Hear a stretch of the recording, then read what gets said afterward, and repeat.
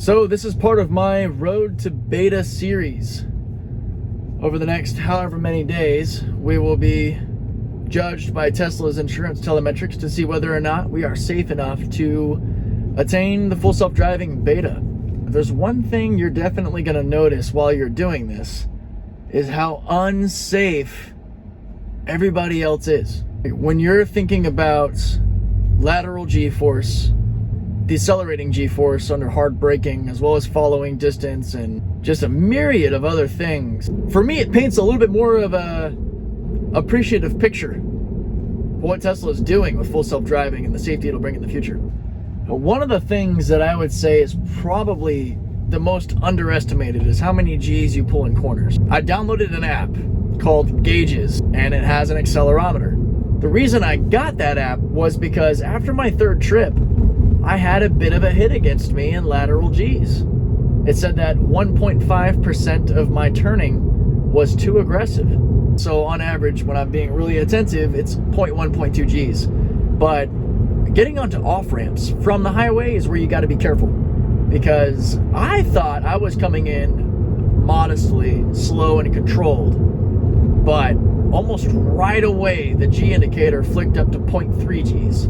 The number to avoid is 0.4. So I let the regen kick in quite heavily and lightened my turn load and brought the G's back down to 0.2, 0.1. But that accelerometer is a huge benefit in that case. One of the hardest ones I'm finding to mitigate is the following distance. So I've set my distance on the car to 7, the farthest it can be.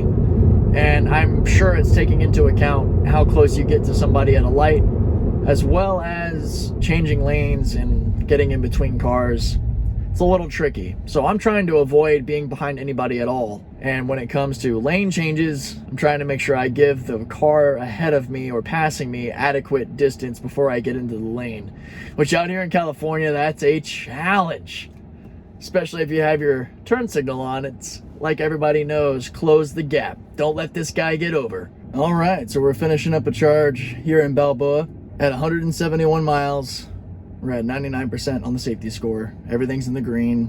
Feels good. I think downloading the accelerometer helped for sure. You would be surprised how easy it is to get to 0.4 G's, especially when you're coming off of a highway and you're going in your typical off-ramp that curves around maybe 120, 180 degrees. The G-forces stack up very quickly. If you don't get enough deceleration before you start your turn, you'll shoot up to 0.4 G's real fast.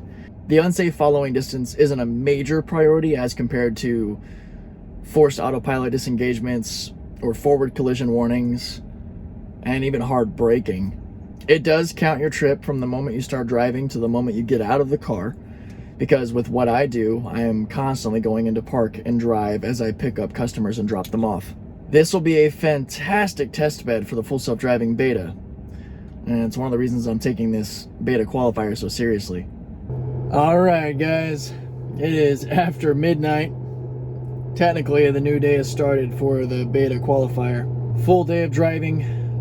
Total mileage recorded by the qualifier currently is 302 miles. Technically 264 miles recorded for Saturday, because it turns over at the midnight hour. 38 miles so far recorded for today. I want to try to help out as much as I can with the tips and tricks for staying optimal. I'm pretty proud that the 264 miles I logged for Saturday are at a 99% overall safety rating.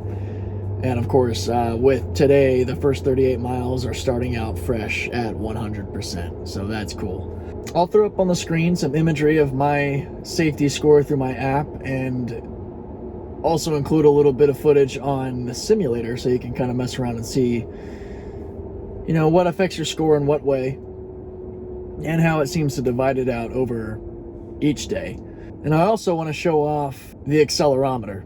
I think one of the biggest things that helped me today was having the accelerometer available, because I could in real time get a feel for how many G's I was pulling through each corner. If you lay the phone down level, the x-axis and the y-axis will both be completely zeroed out, and then you have 1 G represented on the z-axis, which is gravity. So sitting in the car, you'll see on the app, I took a screenshot, that the x-axis will be 0, but the y-axis will be about negative 0.6, and then the z-axis around negative 0.8, just because of the phone's angle. Now, one way you can keep track of your braking g-forces is just to pay attention to that y-axis and try not to get it to negative 0.3, because that will show that you have added 0.3 G's of force when braking. Also keep in mind that your angle driving on a hill will affect that. If you're going downhill, it might say 0.5. If you're going uphill, it might say 0.7.